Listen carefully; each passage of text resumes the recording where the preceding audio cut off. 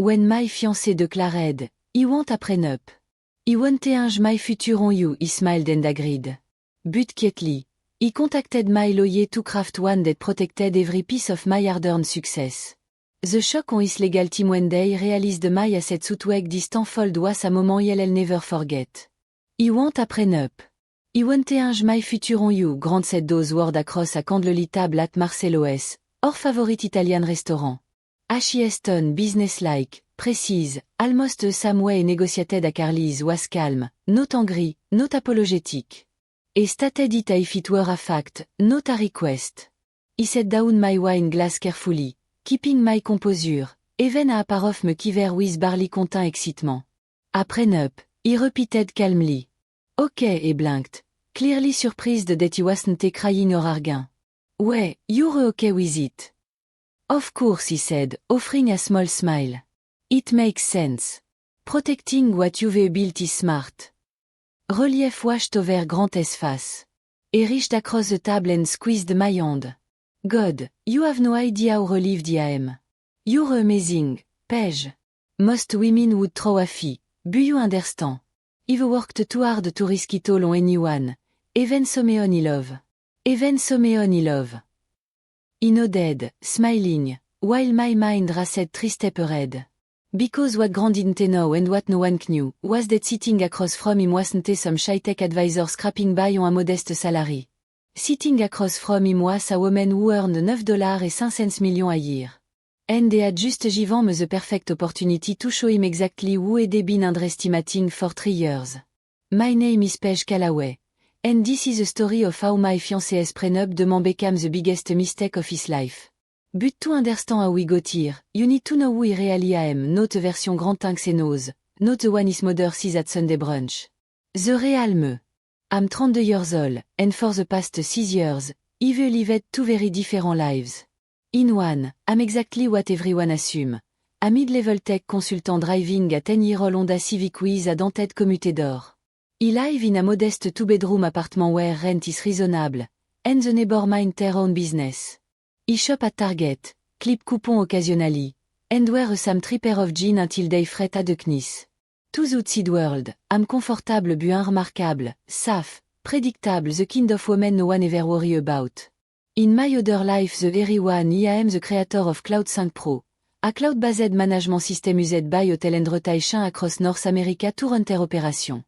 I built the software in mice per bedroom 6 years ago, and it now generates $52,000 amount in royalties, $624,000 a year, automatically deposited into account Grant HS never asked about. I also own 7 rental properties across 3 states, starting with my first investment at 27. I carefully selected each one, vetted professional manager personally, and now they generate $18,000 a year. My broad investment portfolio sit at $3.02 million, grown from small savings and part-time job earning. I started investing at 18. Beyond this, I own a small shopping mall in Tennessee housing a coffee shop, a dry cleaner, and a tax prep service. The tenant are reliable, the location is prime, and the income steady. Altogether, my net annual income exceeds $9.05 million and no one knows. This double life wasn't born from greed or deception, it was built out of necessity, from lessons I learned the hardest way.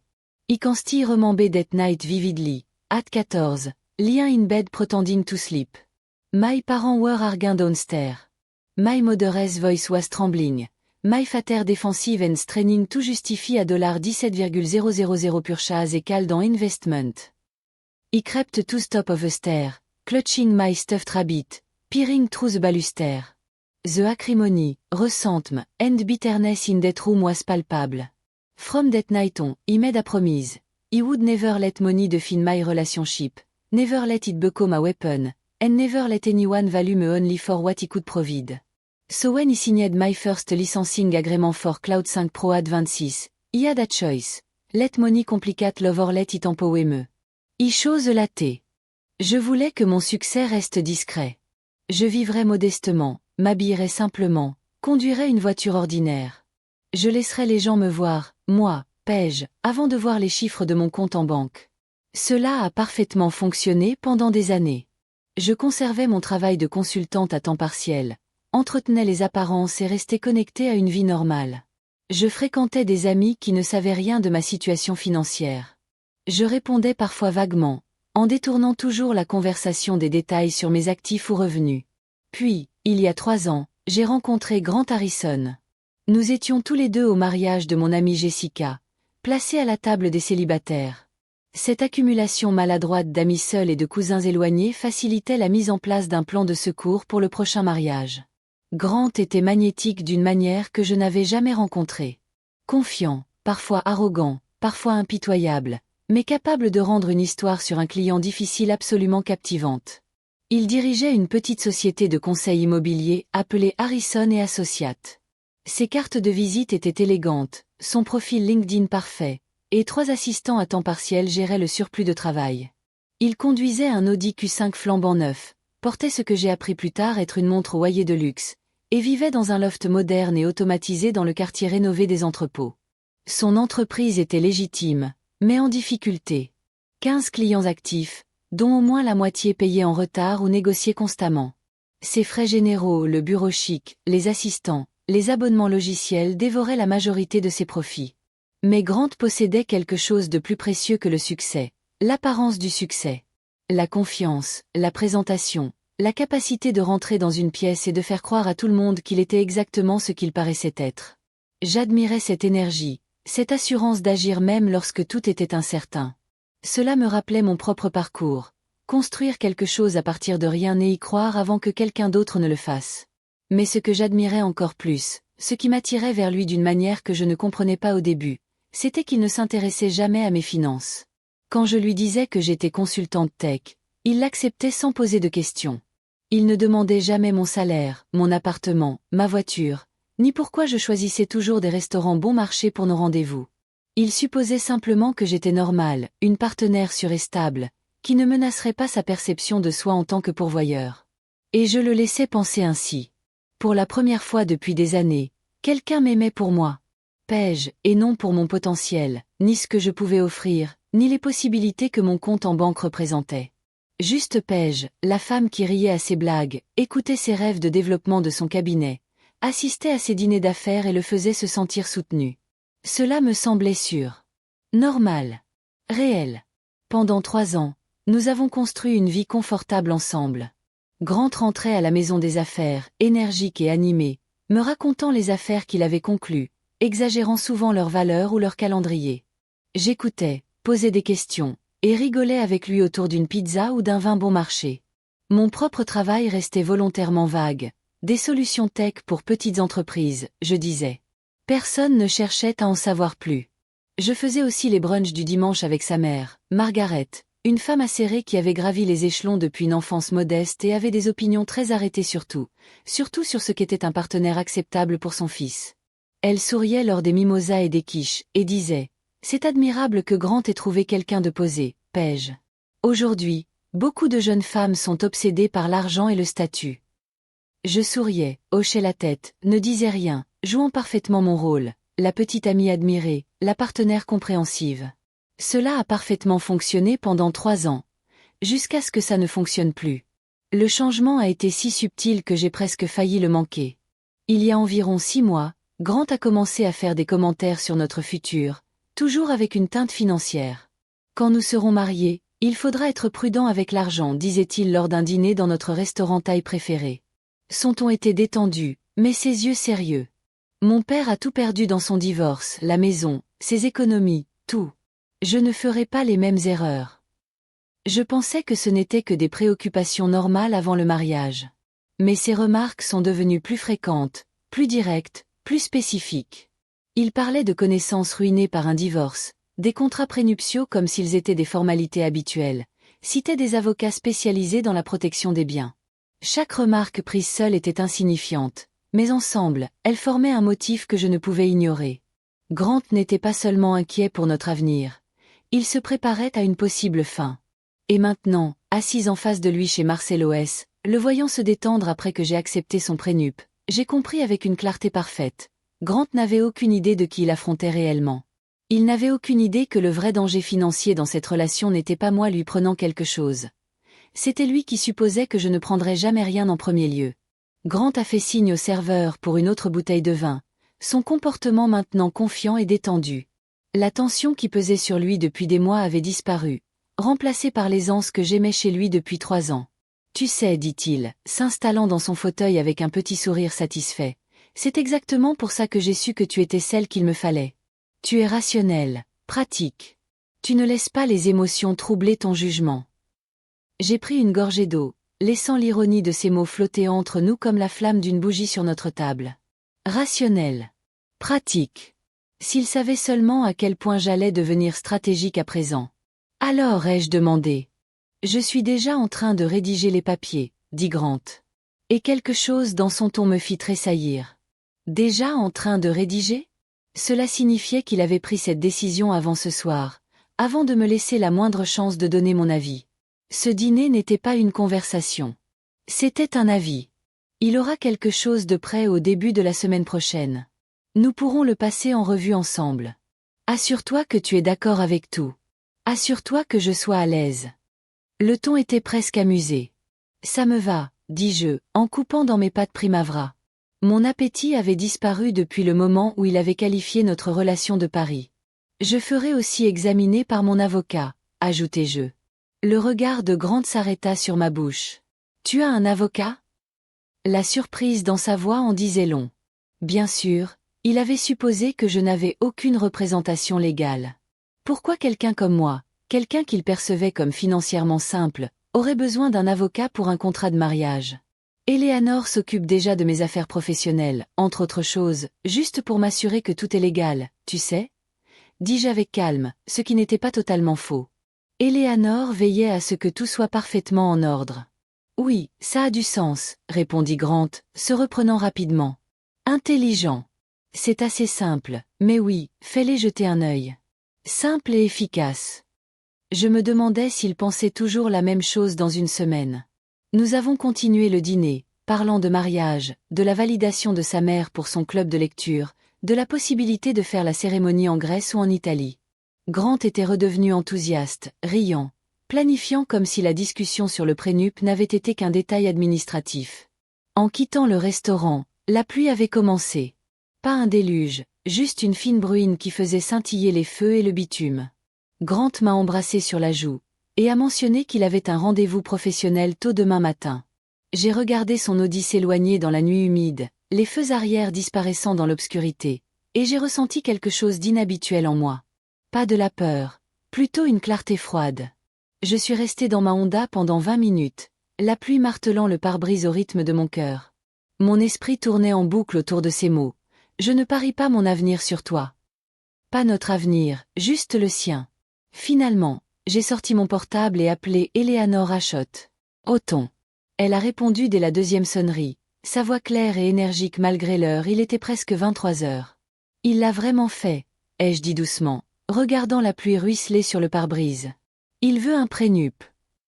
Il y eut une pause, puis un petit rire bas et alarmant que je sentis jusque dans ma poitrine.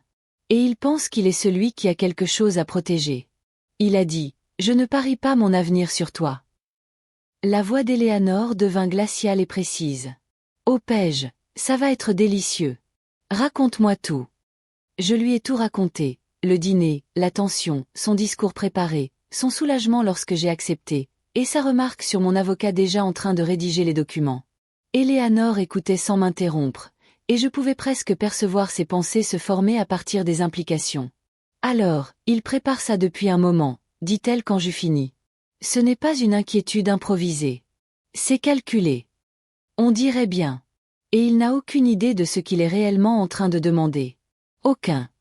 Eleanor resta silencieuse un moment, puis reprit, sa voix devenue celle que j'appelais son mode cardinal, froide, précise, létale. Voici ce que nous allons faire. Je vais rédiger une contre-proposition qui aura l'air totalement raisonnable en surface. Tout ce qu'il veut. Propriété séparée pour tout et bien. Division claire des actifs. Tout le langage légal standard d'un prénup. Mais nous ajoutons une clause analytique. Quelle clause? Une divulgation financière complète pour les deux parties. Transparence totale. Déclaration fiscale, liste d'actifs, dettes, portefeuille d'investissement, tout sur la table. S'il veut protéger ce qui est à lui, vous devez tous les deux savoir exactement ce que cela signifie. Un sourire me monta aux lèvres pour la première fois depuis des heures. Il va accepter ça. Il pense que ça le protège. Exactement, dit Eleanor. Qu'il croit qu'il est complet et prudent. Et ensuite, nous lui montrerons la vérité qu'il était trop aveugle pour demander depuis 3 ans. Nous avons parlé encore 10 minutes. Eleanor a posé des questions sur les délais, sur les protections spécifiques pour ma propriété intellectuelle, sur le degré de divulgation que nous devions exiger. Quand nous avons raccroché, je me sentais plus calme, plus en contrôle. La pluie s'était intensifiée, transformée en véritable averse qui brouillait presque la vue. J'ai démarré la voiture et rentré chez moi prudemment, les essuie-glaces au maximum, mon esprit déjà 3 coups d'avance. 3 jours plus tard, le prénup proposé par Grant est arrivé dans ma boîte mail. J'étais chez moi, de retour d'une activité professionnelle peu exigeante, quand la notification est apparue à l'écran. L'objet du mail était simple, brouillon de prénup à votre convenance. Comme s'il envoyait des recommandations de restaurant. J'ai sauvegardé le fichier, préparé une tasse de thé, et me suis installé sur le canapé avec mon ordinateur portable. Le document faisait 17 pages, formaté dans ce style juridique connu pour rendre tout à la fois important et incompréhensible. Dès la page 3, ma mâchoire se crispa. À la page 7, j'avais posé ma tasse de thé, mes mains tremblant. À la page 17, j'avais compris exactement ce que Grant pensait de moi. Clause 4. En cas de divorce, tout bien acquis individuellement, y compris, mais sans illimité, biens immobiliers, véhicules et mobilier domestique, revient exclusivement à Grant Harrison à moins que Paige Callaway ne fournisse un affidavit prouvant qu'elle a payé plus de 60% du prix d'acquisition. 60%. Pas 50%. Pas même une répartition équitable. Je devrais prouver que j'avais payé plus de la moitié. Tout en renonçant à revendiquer tout achat de biens que nous aurions soi-disant achetés ensemble. Article 7. Paige Callaway renonce par la présente à tous les droits à la pension alimentaire, au soutien conjugal ou à toute forme de soutien financier en cas de divorce, quelle que soit la durée du mariage ou les circonstances de la séparation. Je renonce à tout, peu importe quoi. Même si nous étions mariés depuis 30 ans, même s'il me trompait, me mentait, me négligeait, rien. Article 9. La bague de fiançailles, évaluée à $8 500, reste la propriété exclusive de Grant Harrison et doit lui être restituée dans les 30 jours suivant la séparation, l'annulation ou le divorce. Je suis resté à regarder cet article pendant une longue minute, une sensation glaciale et amère se répandant dans ma poitrine. La bague à mon doigt, le symbole de son amour, son engagement, sa promesse, était traitée comme un bien prêté, comme un livre de bibliothèque, quelque chose qu'il me permettait d'emprunter jusqu'à ce que je ne parvienne pas à répondre à ses attentes. Il y avait d'autres clauses. Des dispositions sur la façon dont tout héritage que je recevrais deviendrait automatiquement un bien conjugal, mais tout héritage qu'il recevait resterait uniquement à lui. Des stipulations sur tout commerce que je pourrais lancer pendant notre mariage nécessitant son approbation et une propriété partielle. Des exigences selon lesquelles toute décision financière dépassant $500 nécessitait son consentement écrit. Ce n'était pas un contrat prénuptial. C'était une cage, un document juridique destiné à me maintenir petite, dépendante, impuissante. Grant ne se protégeait pas seulement contre une « chercheuse d'or ». Il avait créé un système entier pour s'assurer que je ne puisse jamais nuire à sa perception de lui-même comme l'homme accompli, le fournisseur, celui qui contrôle tout. Il avait construit une forteresse pour quelqu'un qui n'existait pas, et me demandait d'y entrer volontairement. J'ai relu le document une dernière fois, prenant des notes dans les marges, surlignant les clauses les plus flagrantes. Puis je l'ai envoyé à Eleanor après une discussion rapide de commentaires. 6 minutes plus tard, mon téléphone a sonné. Est-il complètement fou? La voix d'Eleanor était un mélange de glace et de feu. Paige, ce n'est pas un prénup. C'est de la corruption financière déguisée en langage juridique. Si tu signes ça, tu n'auras aucune protection. Moins que 0. Je sais, ai-je dit doucement. Il te traite comme si tu étais une chercheuse d'or, tout en construisant un système qui lui permettrait de tout prendre de toi. L'audace est réellement stupéfiante. Que faisons-nous? Nous faisons exactement ce que je t'ai dit, répondit Eleanor, sa voix retrouvant ce ton cardinal que j'apprenais à lui faire confiance entièrement. Nous rédigeons notre contre-proposition. Juste, raisonnable, professionnelle, et nous exigeons une divulgation financière complète des deux parties. Voyons à quel point Monsieur Harrison est confiant quand toutes les cartes seront sur la table. Quand pourra-t-on l'avoir prêt? Vendredi. Je l'enverrai au cabinet de son avocat. Prépare la signature pour le premier jour ouvrable suivant s'ils sont disponibles. Merci, Éléanore. Sa voix s'adoucit légèrement. Paige, tu vas donner à cet homme la leçon de sa vie. Ce sera un vrai plaisir pour moi de t'aider. Nous avons raccroché et je suis resté dans le silence de mon appartement, le prénup encore ouvert sur mon ordinateur portable, ressentant quelque chose que je n'avais pas éprouvé depuis 3 ans, le pouvoir. Grant croyait se protéger. Il pensait être intelligent, prudent, stratégique. Il n'avait aucune idée que la femme qu'il avait sous-estimée depuis si longtemps allait lui montrer exactement qui elle était, et qu'il n'y aurait aucun retour possible après cette révélation. Les jours qui suivirent semblaient surréels, comme si je vivais dans 2 timelines simultanément. Dans la première, tout était normal. Grant m'envoyait des textos de bon matin avec des émojis de tasses de café. Il m'envoyait des liens pour des stations balnéaires à Santorin, me demandant lesquelles je préférais. Il me racontait, pendant sa pause déjeuner, un nouveau client qu'il venait d'acquérir, sa voix enthousiaste et fière. Il planifiait notre avenir comme si le prénup n'avait été qu'une formalité administrative, une case cochée, un problème résolu. Dans l'autre timeline, la complète, je me préparais à la guerre. Éléanore travaillait vite. Vendredi après-midi, elle avait envoyé notre contre-proposition à Richard Brennan, l'avocat de Grant. Le document était un chef-d'œuvre de précision juridique. Tout ce que Grant voulait semblait inclus, dans un ton qui paraissait coopératif et raisonnable. Les biens acquis séparément restaient séparés. Analyse claire des actifs. Pas de revendication sur la richesse prémaritale. Mais à la page 8, annexe C, se trouvait la clause qui allait tout changer. Divulgation financière complète et totale des 2 parties, y compris, mais sans illimité, déclaration fiscale des 5 dernières années, relevé de tous les comptes bancaires, portefeuille d'investissement, biens immobiliers, évaluation commerciale, et tous les autres actifs supérieurs à 5 000 $ de valeur. L'avocat de Grant considérerait cela comme une diligence raisonnable normale. Grant lui-même ne lirait probablement pas jusque-là avant de signer. Et c'était exactement ce sur quoi nous comptions. Mais Grant jouait un rôle, et tout le monde à cette table était son public, y compris moi. J'avais appris à apprécier sa confiance en soi comme quelque chose de séduisant. Maintenant, je le voyais pour ce qu'il était réellement. Une manœuvre atroce pour se faire passer pour accompli derrière l'apparente perfection. Quand je suis rentrée ce soir-là, je suis restée assise dans ma voiture garée devant mon appartement pendant 10 minutes, les mains engourdies sur le volant, l'esprit plongé dans une question que j'avais évitée. L'avais-je jamais vraiment aimé? Ou avais-je seulement admiré la version de lui qu'il jouait pour moi? Samedi matin, ma sœur Maya a appelé. Alors? Demanda-t-elle, la voix pleine de curiosité. Grant veut un prénup. Oh, ça ne m'étonne pas de lui. Les meilleurs garçons sont trop polis pour en parler. Je préparais du café dans ma petite cuisine, le soleil du matin illuminant la pièce. Pendant un instant, j'ai faussement allégé les choses, lui donnant la version édulcorée. Mais Maya était la seule de ma famille à connaître ma situation financière complète. Je lui avais tout confié il y a 2 ans, lorsqu'elle m'avait demandé de lui prêter de l'argent pour la compte de sa première maison. Oui, il veut un prénup, dis-je prudemment. Mais Maya, tu devrais voir ce que son avocat a rédigé. Pourquoi c'est mauvais? Je lui ai parlé des clauses, la disposition des 60%, la renonciation générale, la bague de fiançailles considérée comme un bien remboursable.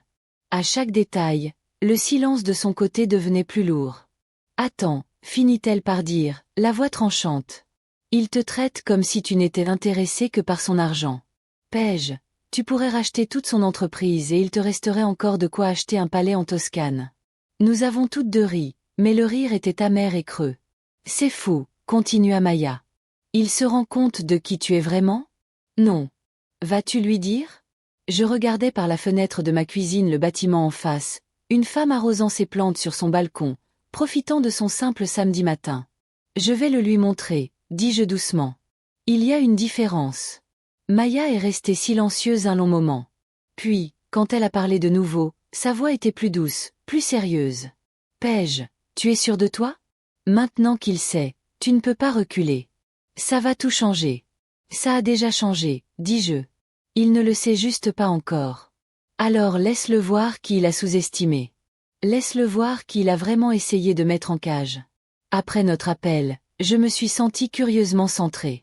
Ce n'était pas une question de vengeance ou d'humiliation. C'était une question de vérité. Pendant 3 ans, je m'étais cachée pour voir si Grant m'aimerait sans tenir compte de l'argent.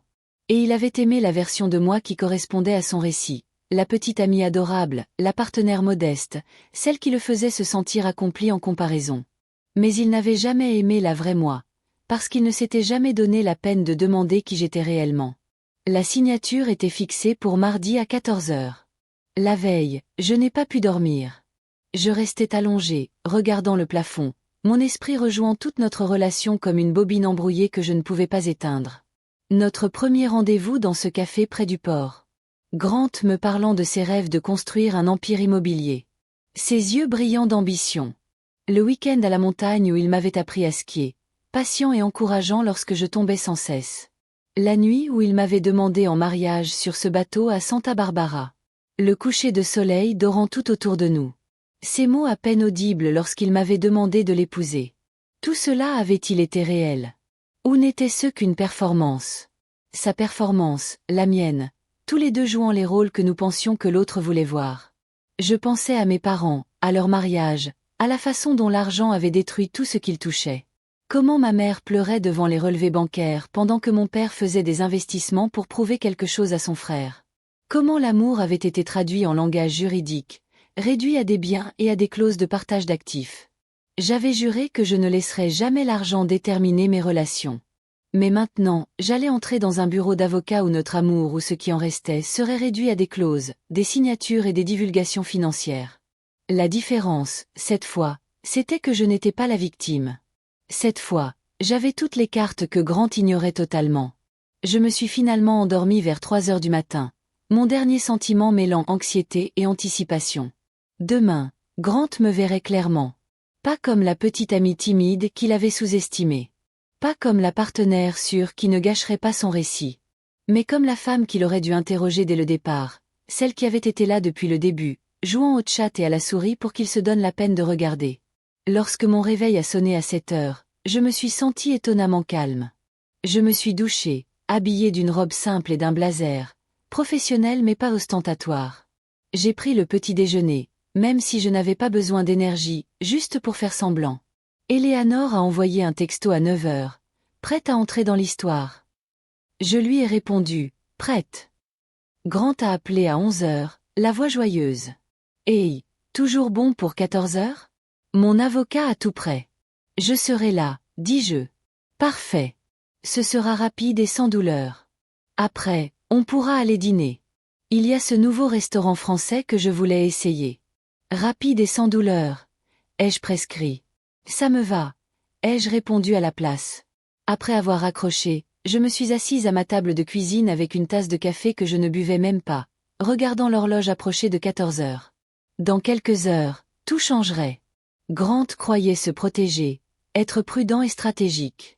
Il n'avait aucune idée que la femme qu'il pensait connaître financièrement allait lui donner exactement ce qu'il demandait, et cela détruirait tout ce qu'il croyait savoir.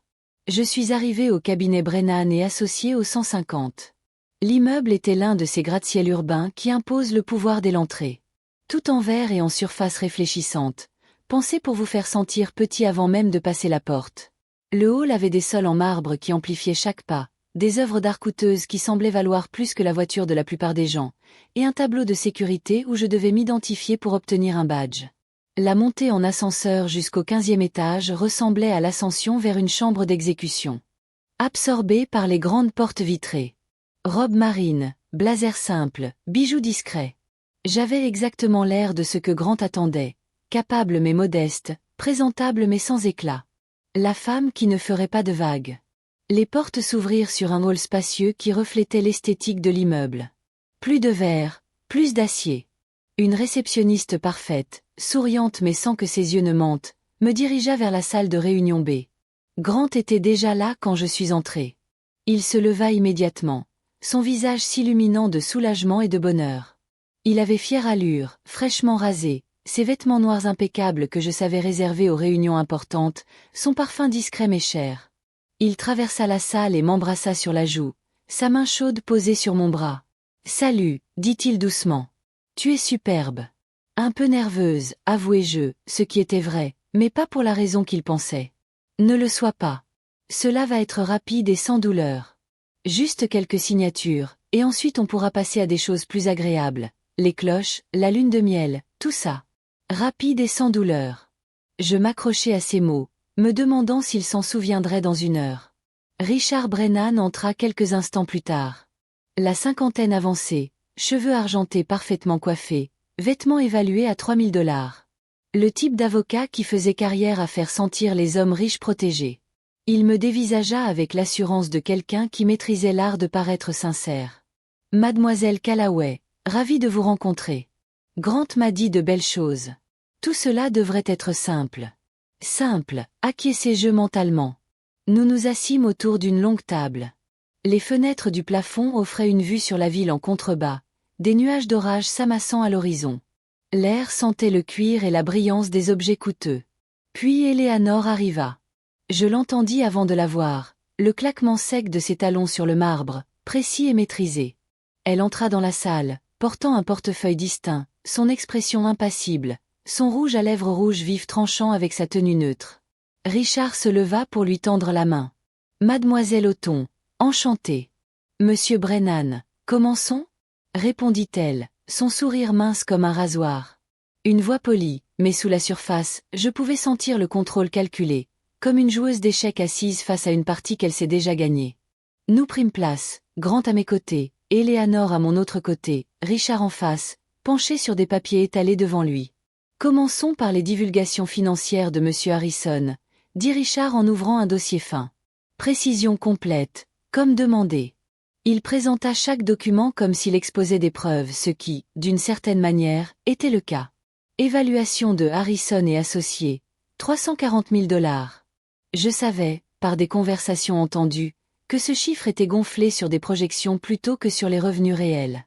Condo acheté pour $550 000, hypothèque restante $420 000. Audi Q5 loué à $680 par mois. Compte d'investissement, $87 000 en fonds communs, la plupart hérités de son grand-père. Richard présentait chaque élément avec aplomb, convaincu que ces chiffres impressionneraient, comme c'était attendu. Grant se tenait bien, les bras croisés, affichant une confiance tranquille. C'était son moment, l'homme d'affaires accompli, le fournisseur, celui qui avait bâti quelque chose pour protéger son image. Il me jeta un coup d'œil, offrant un petit sourire rassurant comme pour dire « Tu vois, pas de quoi s'inquiéter ». Richard fit glisser le document du prénup sur la table. Première version de Grant, avec toutes les clauses restrictives. Conditions standards, dit-il avec assurance. Terrain séparé. Pas de disposition conjointe. Division claire en cas de dissolution. Simple. Grant hocha la tête, satisfait. Dans son esprit, c'était déjà réglé.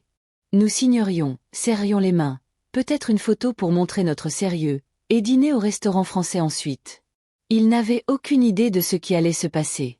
Eleanor n'ouvrit pas le document que Richard avait poussé vers nous. Elle sortit à la place un dossier beaucoup plus épais, avec un calme délibéré et presque affecté. Nous avons préparé une contre-proposition, dit-elle, analytique et professionnelle, chaque mot parfaitement articulé. Mon client accepte presque tout ce que Monsieur Harrison demande, avec un petit ajustement.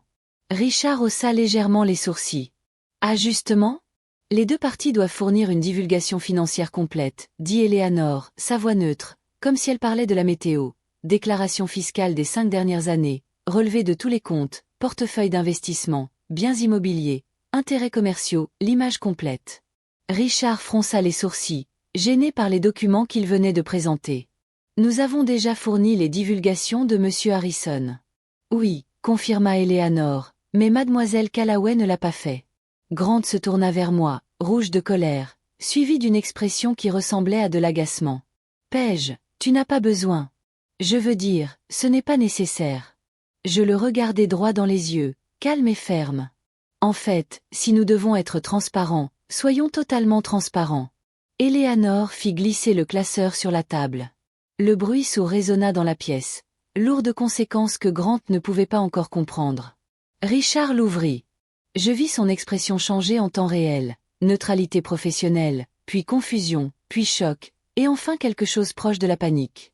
Sa bouche s'ouvrit silencieusement tandis qu'il parcourait la première page, puis la deuxième, puis la troisième, ses yeux parcourant les chiffres de plus en plus vite. « Quoi » murmura-t-il presque à voix haute. « Qu'est-ce que c'est » Je soutins son regard, mon expression calme et stable. « Mes divulgations financières. Exactement ce que vous avez demandé. » La voix d'Eleanor perça le silence, clinique et précise. Mademoiselle Callaway est la créatrice de Cloud 5 Pro, une plateforme de gestion basée sur le cloud actuellement utilisée par plusieurs chaînes hôtelières et commerces de détail en Amérique du Nord. Le logiciel génère 52 000 $ par an en frais de licence. Stop. La voix de Grant se brisa presque, tandis qu'Eleanor poursuivait sans relâche. Elle possède également cette propriété locative dans 3 États, générant 18 000 $ par an. Revenu. Son portefeuille d'investissement est estimé à 3,2 millions de dollars. Ses biens immobiliers en location génèrent un revenu supplémentaire. Stop, dis-je.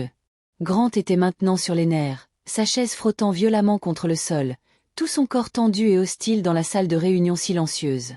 Il me regardait comme si j'étais devenue une étrangère, comme si la femme assise à côté de lui avait été remplacée par quelqu'un qu'il n'avait jamais vu auparavant. Paige. Mon nom sortit de sa bouche, haché, confus, presque implorant. Cela ne peut pas être vrai. C'est vrai, dis-je calmement. Vérifié et documenté. Chaque chiffre dans ce classeur est accompagné de documents officiels, déclaration fiscale, relevé bancaire, acte de propriété, contrat de licence. Tout est là. Les mains de Grant tremblaient alors qu'il parcourait les pages, son souffle devenant plus rapide et superficiel. Tu m'as menti tout ce temps. Tu m'as laissé croire. Je n'ai jamais menti, coupai-je calmement mais fermement. Tu n'as jamais demandé, jamais posé la question. Sa voix monta, chargée d'émotion.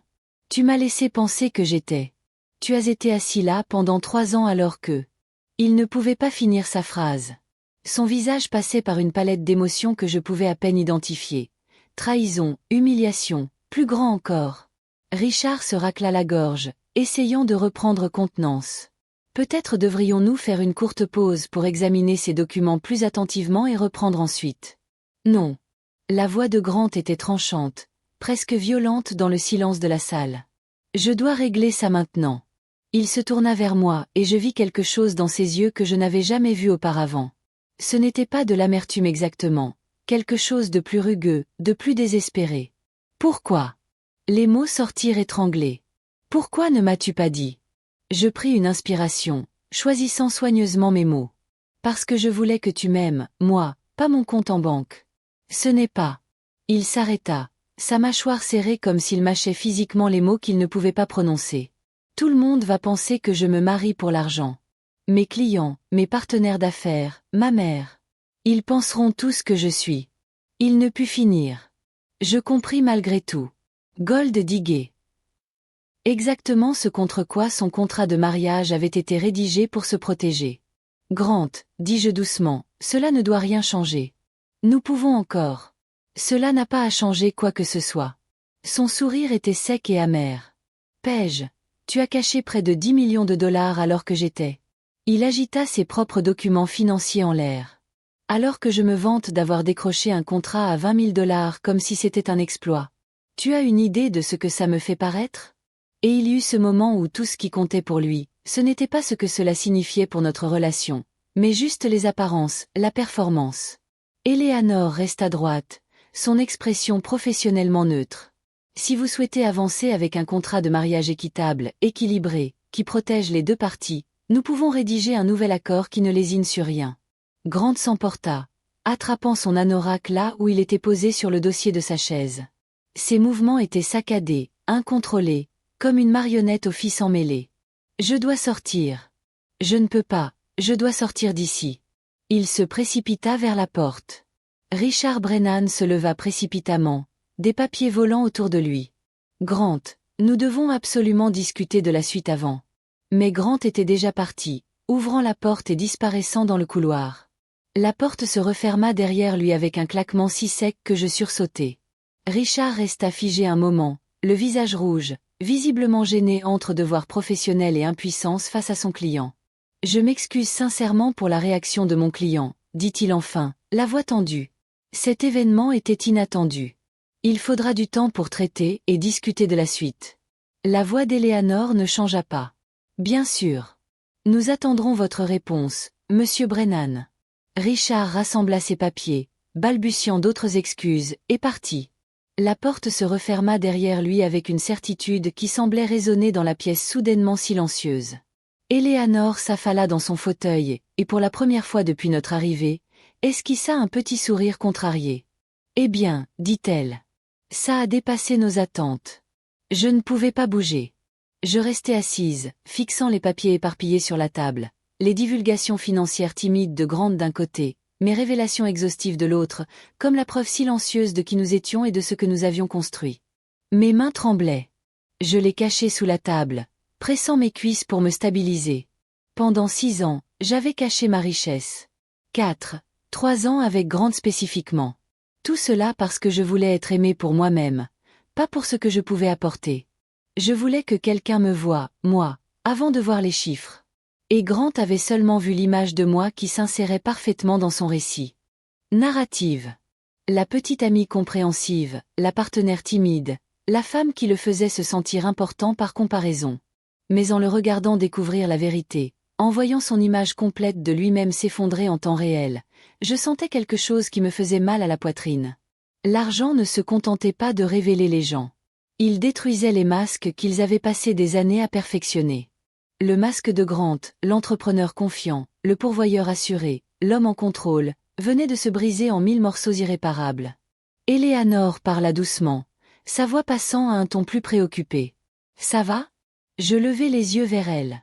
Mes yeux étaient secs, mais je me sentais vidée, comme si quelqu'un avait retiré tout ce qui était vital de ma poitrine, ne laissant qu'une coquille vide. « Je ne sais pas, dis-je honnêtement.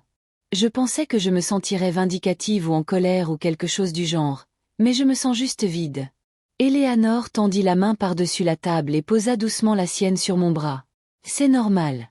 Vous venez de mettre fin à une relation, même si elle devait se terminer. Accordez-vous la permission de souffrir pour cela. C'est moi qui ai mis fin à la relation? Ou lui? Est-ce important? Je ne sais pas, murmurai-je.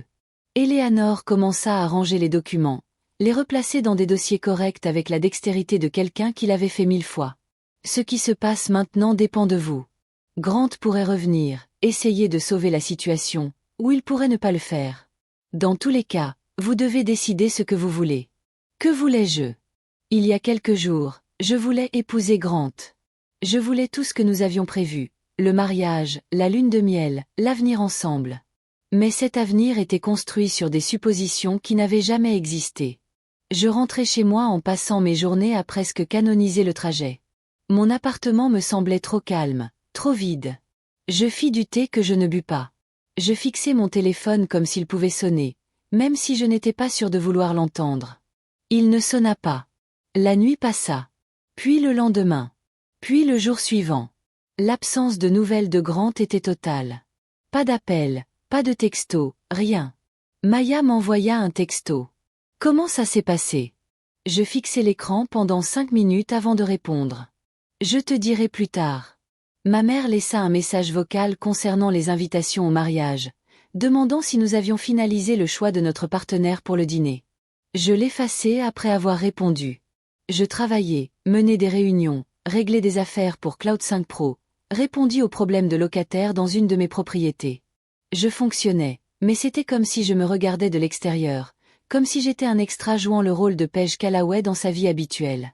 Le 3e jour, alors que je quittais mon appartement pour prendre un café, mon téléphone vibra. Le nom de Grant apparut sur l'écran et mon cœur fit un bond contradictoire. Le message était court, presque abrupt. Nous devons parler.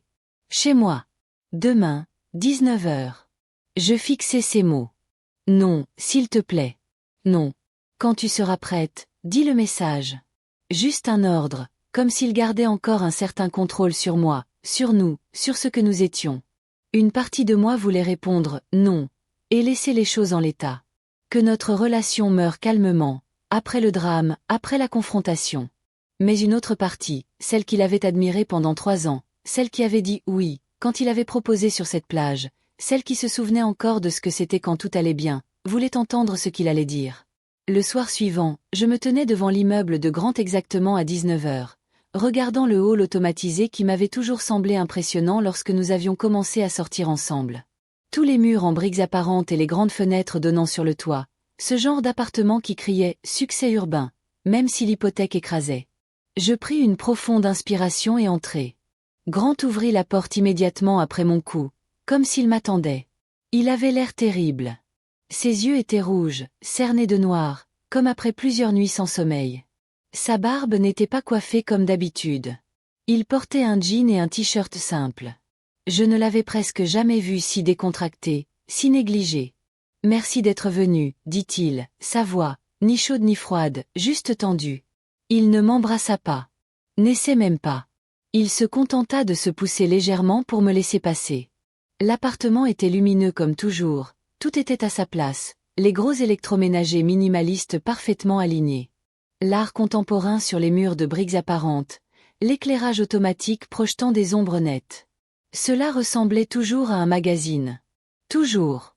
Je me demandais, pour la première fois, combien de choses chez Grant étaient des performances. Nous nous assîmes aux extrémités opposées de son canapé en cuir, un espace qui semblait délibéré, symbolique. Grant se versa un whisky de la bouteille posée sur la table basse. Du scotch haut de gamme, celui qu'il réservait aux clients. Il n'en partagea pas un verre avec moi. L'espace entre nous était lourd et inconfortable. Je pouvais entendre le murmure de la ville à travers les fenêtres, le trafic, les sirènes au loin, le bourdonnement de la vie qui continuait au-delà de ce moment étrange et intense. Enfin, Grant parla. « Paige, j'ai réfléchi. » Il fixait sa bouteille, comme si elle pouvait contenir des réponses sur nous, sur tout ce qui s'était passé dans cette salle de réunion. Je restais silencieuse.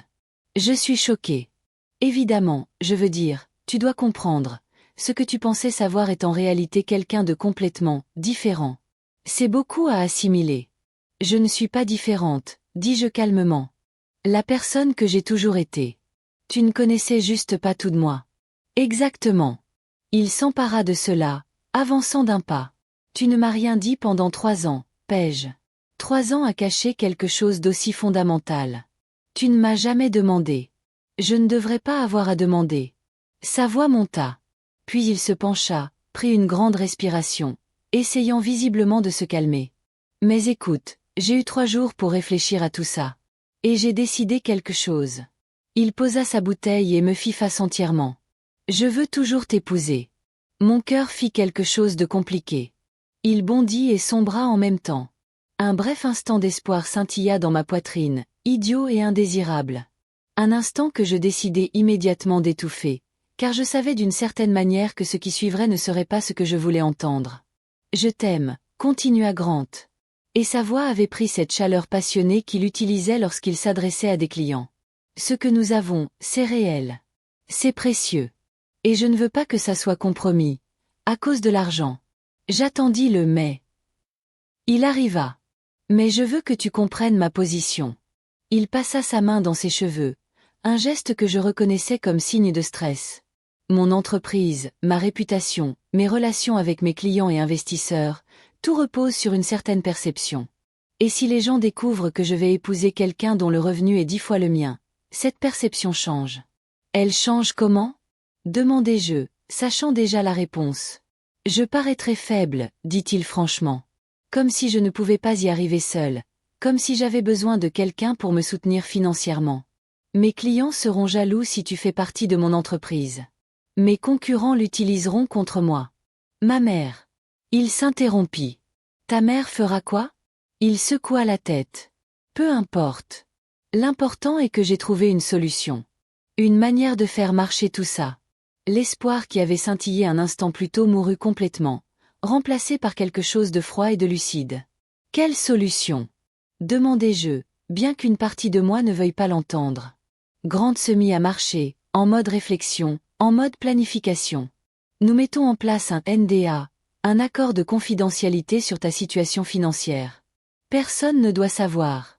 Nous pouvons nous présenter comme égaux. 2 professionnels construisant une entreprise ensemble.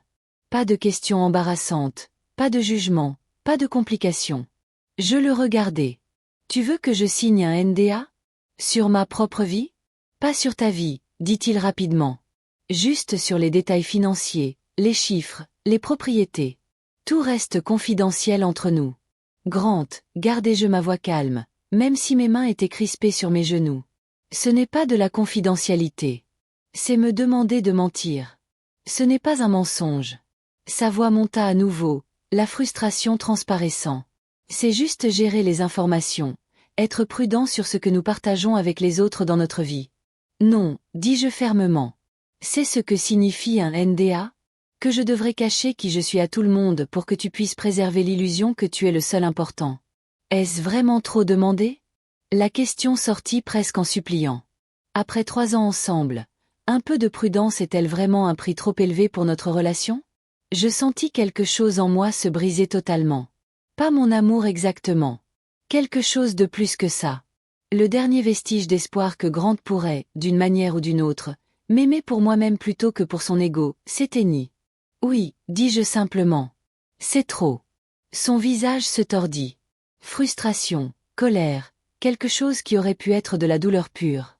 Tu vas détruire 3 ans parce que tu refuses de signer un simple document. C'est ça, notre relation à tes yeux? Je pris mon sac sur la table basse. Mes mouvements étaient brusques et calmes, même si mon cœur battait à tout rompre. Notre relation, c'est tout pour moi, dis-je. Mais ça, je désignais le document entre nous, ce n'est plus une relation. C'est un arrangement où je dois m'effacer pour que tu te sentes supérieur.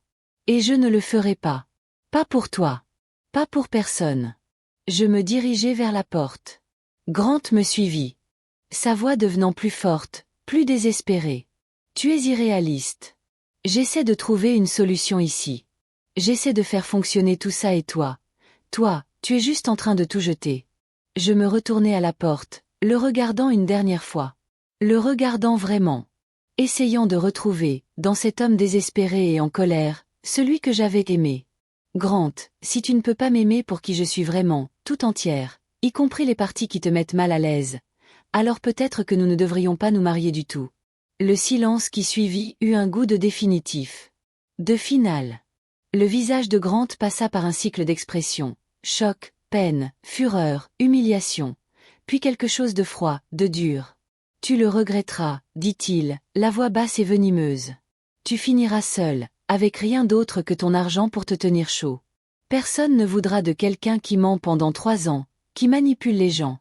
Tu crois être si intelligente, si réussie, mais tu es juste brisée.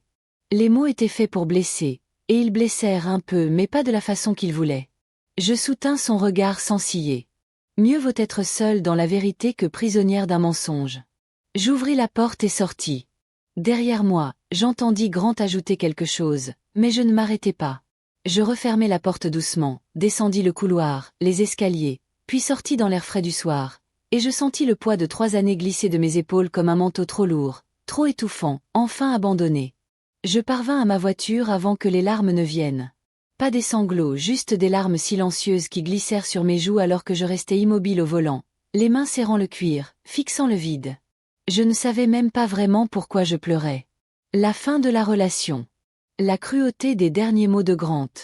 Ou le soulagement soudain d'être enfin libre d'un homme qui avait besoin que je sois plus petite pour se sentir grand. Peut-être tout à la fois. Je rentrai chez moi en pilotage automatique, m'essuyai le visage, et entrai dans mon appartement. Il semblait différent, plus léger, comme si quelque chose de lourd qui pesait contre les murs depuis longtemps avait enfin été levé. J'envoyai un message à Maya. C'est fini. Elle appela immédiatement. Je laissai son appel aller sur messagerie. Je n'étais pas prête à parler. Je me fis du thé, m'assis sur le canapé et laissai enfin sortir tout ce que je retenais depuis des semaines. La peine. La colère. Et ce soulagement étrange, presque brutal. Je m'endormis là, encore habillée, le thé refroidissant sur la table basse. Le lendemain matin, je me réveillai avec 17 appels manqués et 23 messages. Mon estomac se noua en défilant. Ils venaient d'amis communs, de connaissances, même de gens que je connaissais à peine. Tous demandaient une variation de la même chose. C'est vrai. Grant dit que tu as menti. J'ouvris le premier message vocal. C'était Jessica, l'amie dont le mariage nous avait fait nous rencontrer. Paige, salut, je viens de parler à Grant et il est vraiment bouleversé. Il dit que tu lui as caché de l'argent. Beaucoup d'argent. Je suis confuse. Tu peux me rappeler? Le deuxième message était de Tom, le partenaire commercial de Grant. Mademoiselle Callaway. Ici Tom Andry. Grant est très secoué, et je voulais vous contacter parce que je ne sais pas ce qui s'est passé, mais il dit des choses assez graves. Si vous pouviez me rappeler, j'apprécierais. Je supprimais les messages après avoir écouté les autres. Grant avait commencé à parler et apparemment, il avait parlé vite. En 48 heures, son récit s'était répandu comme un virus dans notre cercle social. Il avait appelé tout le monde. Amis communs, relations professionnelles, gens croisés à des soirées ou des événements. Et il avait construit une histoire bien présentée, bien jouée, où il était la victime d'une manipulation calculée. Je l'entendais en retour, à travers les textos hésitants. Elle m'a menti pendant 3 ans. Elle a fait semblant d'être une fille normale puis m'a piégée. Qui fait ça? Quel genre de personne manipule quelqu'un comme ça? Beaucoup l'avaient cru instantanément. L'histoire était trop dramatique pour ne pas prendre. La femme riche cachant sa fortune. Le fiancé pris au dépourvu. La trahison. Il y avait une héroïne et un méchant. Et j'étais le méchant. Les messages continuaient. Paige, c'est vrai que tu as caché ton argent à Grant? Ça semble vraiment manipulateur. Tout le monde dit que tu l'as piégé au rendez-vous chez l'avocat. Je ne répondais à presque aucun. À quoi bon? Lui dire. Il voulait un contrat parce qu'il pensait devoir protéger son patrimoine de moi. Il m'a demandé de signer un NDA pour cacher ma vie. Il a choisi son ego plutôt que moi. Tout cela sonnait comme des excuses, même si c'était la vérité. Puis Tom m'appela en direct. Sa voix était glaciale, professionnelle, loin de la chaleur des dîners d'affaires. Mademoiselle Callaway. Je ne sais pas à quel jeu vous jouez, mais vous l'avez profondément blessé. Grant est un homme bien. Il ne méritait pas ce que vous lui avez fait. Je restai silencieuse un moment, pesant mes mots. Puis je dis. Demandez-lui pourquoi il voulait ce contrat au départ. Comment? Demandez-lui pourquoi il pensait devoir protéger son argent contre moi. Demandez-lui ce qu'il s'attendait à ce que je lui prenne. Et peut-être que vous comprendrez ce qui s'est vraiment passé. La ligne devint silencieuse. Mais quelque chose changea après cet appel. Peut-être que Tom posa réellement la question. Peut-être que quelqu'un commença à réfléchir à la logique de Grant. Car dans les jours suivants, le récit commença à se fissurer. Les gens commencèrent à poser des questions embarrassantes. Attends, il voulait un contrat pour protéger ses biens. Puis il a découvert qu'elle avait plus que lui. Et c'est là qu'il s'est mis en colère. Donc il voulait la transparence. Puis il a paniqué quand la transparence lui a fait mal. La contradiction devint trop absurde pour être ignorée. Et le dernier clou dans le cercueil de sa version. Je l'entendis par hasard. J'étais dans mon café habituel, ordinateur ouvert, quand 2 femmes s'assirent derrière moi et commencèrent à discuter.